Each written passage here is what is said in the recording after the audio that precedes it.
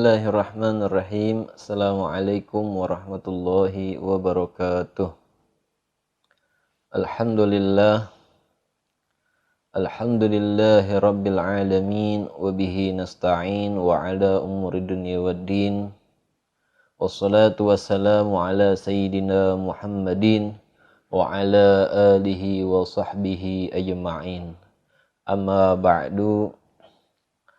Qala subhanaka la ilma lana illa ma 'allamtana innaka antal alimul hakim. Rabbi shrah li sadri wa yassir li amri wahlul 'uqdatam min lisani yafqahu qawli.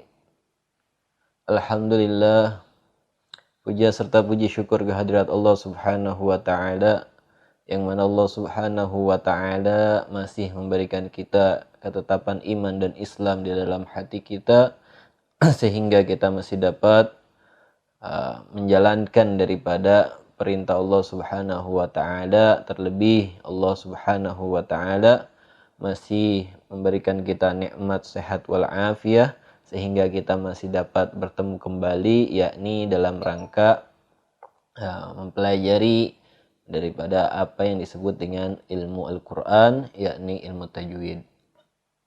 Satu harapan dan doa, mudah-mudahan Allah Subhanahu wa taala memberikan kenikmatan sehat wal afiat tersebut menjadi kenikmatan yang kita bisa tunaikan daripada perintah-perintah Allah Subhanahu wa taala. Amin ya rabbal alamin. Yakni diantaranya adalah belajar. Salawat teriring salam semoga terlimpah curahkan kepada makhluk yang paling mulia, yakni baginda Nabi besar Muhammad sallallahu alaihi wasallam, dan mudah-mudahan kita selaku umat baginda Nabi besar Muhammad sallallahu alaihi wasallam menjadi umat yang selalu mengikuti daripada ajaran yang dibawa oleh baginda Nabi besar Muhammad sallallahu alaihi wasallam. Dan mudah-mudahan kita juga termasuk umat yang selalu mengikuti atas apa yang telah baginda Rasulullah sallallahu alaihi wasallam bawa, termasuk yakni kita belajar memahami daripada Al-Quran, termasuk apa yang diperintahkan oleh baginda Nabi besar Muhammad sallallahu alaihi wasallam. Para pemirsa yang dirahmati oleh Allah Subhanahu wa taala,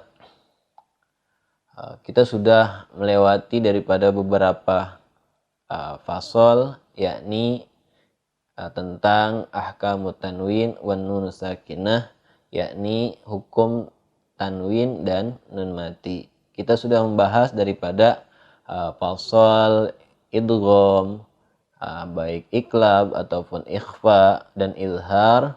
Kita sudah melewati fasal-fasal itu, dan mudah-mudahan apa yang sudah kita pelajari sebelumnya, pelajaran-pelajaran sebelumnya, kita bisa mengaplikasikannya di dalam kehidupan kita. Artinya kita bisa mengaplikasinya dalam bacaan-bacaan kita ketika kita membaca Al-Qur'anul Karim. Dan kita setelah membahas tentang ahkamut tanwin wan nun sakinah, setelah kita membahas tentang hukum tanwin dan nun sakinah, nun yang dibaca sukun, kita masuk pada fasal yang disebut dengan hukum ra. Kalau di sini itu al-faslur rabi', ini fasal yang keempat, kita membahas tentang hukum ra. Pada hukum ra ini dibagi atas dua bagian. Hukum ra itu ada yang dibaca tebal, ada yang dibaca tipis. Yang sering kita dengan kata yang dibaca dengan tarkik dan juga dibaca dengan tabkhim gitu. Jadi yang pertama ada namanya tarkik, yang kedua ada namanya tabkhim. Jadi hukum ra, cara kita mengucapkan lafaz ra itu harus benar, ada hukumnya. Seperti kita baca pada surat Al-Ikhlas. Qul huwallah, qul huwallah, huwallah. Nah, itu disebut dengan tebal. Beda halnya kita membaca kalimat Fir'auna. itu tipis dibacanya. Sedangkan ketika kita baca pada lafaz qul huwallah, pada lafaz Allah itu tebal. Tapi yang kita bahas pada huruf di sini yakni pada huruf ro. Kita baca huruf ro. Kalau kita huruf ro, pertama kita lihat contoh dari pembacaan yang dibaca tipis, diantaranya adalah Fir'auna. Fir'auna, hukum ro-nya dibacanya tipis. Beda halnya ketika kita baca yang dibaca tebal. Yang dibaca contohnya Ghafurur Rahim. Ghafurur, ro-nya itu dibaca tebal. Gitu. Nah, kita akan membahas yang pertama, kita akan membahas tentang hukum ro, yaitu tarkik. Jadi hukum membaca huruf ro ada 3 macam, yakni yang pertama adalah tarkik, yang kedua tabkhim, yang ketiga bisa dibaca tarkik dan juga bisa dibaca tabkhim. Penjelasan yang pertama yaitu dibaca dengan tarkik, yaitu tipis. Jadi kita membaca huruf ro dibaca dengan tipis, yakni huruf ro apabila ro itu berharokat kasroh. Keadaan pertama pada bagian tarkik apabila huruf ro itu berharokat kasroh. Contohnya dibaca karimun. Karimun. Nah, karimun itu dibaca tipis. Gitu, enggak dibaca tebal. Karimun. Karimun biasa. Bariun. Atau bariun, warisun. Nah, itu baca tipis apabila ro berharokat kasroh. Keadaan kedua pada tarkik yakni apabila ro itu mati, ro-nya dibaca sukun, jatuh setelah harokat kasroh. Jadi huruf ro-nya dibaca sukun. Nah, ro itu jatuh, kalimat sebelumnya itu adalah harokatnya kasroh. Contohnya apa? Kalimat Fir'auna. Fir'auna. Fir'auna. Ketika kita membaca huruf ro-nya itu dibaca tipis. Enggak dibaca tebal, baca tipis. Fir'auna. Fir'auna. Fir'auna. Atau fakabbir. Fakabbir. Atau pabashirhum. Pabashirhum. Enggak dibaca pabashir. Enggak dibaca seperti itu, tapi dibaca tipis. Itu keadaan kedua. Tadi keadaan pertama yakni apabila huruf ro-nya itu berharokat kasroh. Yang kedua yakni apabila ro itu dibaca sukun, ro-nya sukun jatuh setelah harokat kasroh. Nah, dan yang ketiga yakni apabila huruf ro itu berharokat dan jatuh setelah ya-nya itu ya sukun. Ya-nya mati. Contohnya seperti khabirun, qadirun, kabirun. Gitu, kabirun, qadirun, khabirun. Nah, itu dibaca hukumnya adalah tarkik, yakni tipis. Enggak dibaca khabirum, khabir, ro-nya itu tipis, dibaca khabirun, qadirun, kabirun. Nah, jadi yang dibaca tipis itu, hukum ro yang dibaca tipis ada 3 keadaan, yakni keadaan pertama apabila huruf ro-nya berharokat kasroh, yang kedua apabila ro-nya itu sukun jatuh setelah harokat kasroh, dan yang ketiga yakni apabila ro-nya itu berharokat dan jatuh setelah ya mati. Begitu. Itu pada hukum tarkik yang dibaca tipis. Intinya ketika kita baca tipis itu ro-nya itu enggak ditebelin bacanya, tapi ditipiskan saja. Khabirun atau fir'auna, fir'auna. Enggak dibaca enggak dibaca fir'auna, tapi fir'auna biasa. Nah, yang kedua ada namanya tabkhim. Ada namanya tabkhim, yakni tentang huruf ro juga. Huruf ro yang dibaca tebal, yakni hukumnya adalah tabkhim. Jadi apabila ada huruf ro berharokat baik itu dhammah atau fathah, baik itu dhammahtain atau fathatain, begitu, ataupun berharokat baik itu sebelumnya jatuh setelah hamzah wasol, itu namanya hukumnya adalah tafkhim. Contohnya misalkan tafkhim itu dibagi juga pada 3 keadaan. Ya, ini keadaan pertama apabila ro berharokat dhammah atau fathah. Baik di sini dhammahtain atau kasrahtain, fathatain. Contohnya misalnya dibaca ghafurur rahim, ghafurur, ghafur, ro. Ketika kita baca huruf ro-nya itu dibaca tebal. Ghafurur, ro-nya dibaca tebal. Ghafurur rahim, gitu. Atau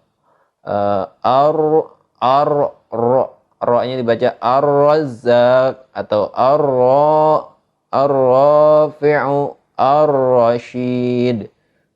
Itu dibaca tebal. Ghafurun halim, gitu. Baik dhammahtain ataupun fathatain. Keadaan kedua apabila ro itu mati jatuh setelah harokat baik itu dhammah atau fathah. Contohnya baca ro-nya itu tebal. Qur'anun atau ro-nya tebelin. Turhamun atau turja'un, gitu. Itu dibacanya tebal.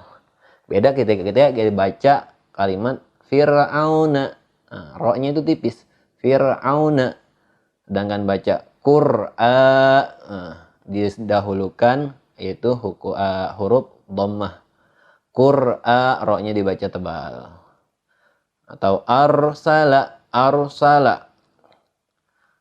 Terus yang terakhir keadaan ketiga pada tafkhim, yakni apabila ro mati atau ro sukun jatuh setelah hamzah wasol, gitu. Hamzah wasol itu seperti hamzah fi'lul amr, gitu. Contohnya seperti irji'u atau irfa'u, irfa'u atau irji'u. Baca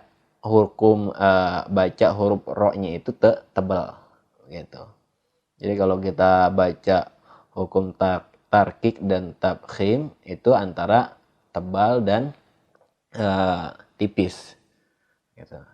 Artinya ketika kita ingin mengetahui bagaimana cara baca hukum ro dibaca tebal atau tipis, minimal kita mengetahui fase-fase di mana ro itu bertemu. Artinya ketika huruf ro sebelumnya ada harokat dhammah, gitu, dibaca, maka hukumnya adalah tafkhim, dibaca tebal. Ghafurur rahim atau al-ghaffar. Ro-nya dibaca tebal. Kenapa? Karena sebelumnya ada harokat fathah atau dhammah. Itu beda halnya dengan kalimat tarkik, yakni apabila jatuh setelahnya itu huruf ro-nya itu berharokat kasrah. Karimun, tipis dibacanya karimun, nggak dibaca seperti qur'a, begitu. Hukum ro-nya itu tebal. Atau fir'auna, biasa kita baca fir'auna karena dibacanya tipis, hukumnya tarkik, gitu. Nah, itu dua adalah penjelasan singkat tentang tarkik dan tafkhim, gitu. Nah, yang terakhir nanti kita akan bahas boleh dibaca tarkik ataupun boleh dibaca tafkhim. Tentu ada keadaan tertentu kenapa bisa dibaca, boleh dibaca tarkik ataupun tafkhim. Yang pasti kita lihat daripada dua hal ini, yakni hukum ro itu dibaca tebal atau tipis, kita harus mengetahui yang pertama tadi, saya ulang, tarkik itu bisa dibaca tipis hukum ro itu apabila 3 keadaan. Apabila yang pertama yakni apabila berharokat kasroh huruf ro-nya. Yang kedua, apabila ro-nya itu dibaca sukun jatuh setelah harokat kasroh. Fir'auna, ro-nya sukun dan sebelumnya dibaca kasroh. Dan yang terakhir, apabila hukum ro-nya, huruf ro-nya berharokat dan jatuh setelah ya mati. Nah, ya mati contohnya khabir. Gitu. Terus yang tafkhim yang dibaca tebal ada 3 keadaan pula. Keadaan pertama yakni apabila ro-nya itu berharokat baik dhammah ataupun fathah, maka dibacanya tebal. Begitu. Ar-Razzaq begitu. Itu contoh ar-ro, bacanya tebal. Keadaan kedua yakni apabila ro mati jatuh setelah harokat baik dhammah ataupun fathah. Ro-nya dibaca mati. Qur'a, qur'a. Ro-nya itu dibaca sukun atau mati, dibaca tebal. Dan keadaan ketiga yakni apabila ro sukun jatuh setelah hamzah wasol. Ro-nya jatuh setelah hamzah wasol. Irji'u atau irfa'u, irhamu. Nah, ro-nya itu dibaca tebal. Nah, itu penjelasan singkat tentang tarkik dan tabkhim. Nanti kita akan lanjutkan, ada keadaan boleh dibaca tarkik dan boleh dibaca tabkhim. Nah, mungkin itu sedikit yang bisa saya jelaskan pada pertemuan kali ini. Mudah-mudahan kita semua bisa memahami apa yang telah kita pelajari. Mohon maaf apabila ada kesalahan baik dari ucapan ataupun penegasannya. Mungkin cukup sekian dari saya. Assalamualaikum warahmatullahi wabarakatuh.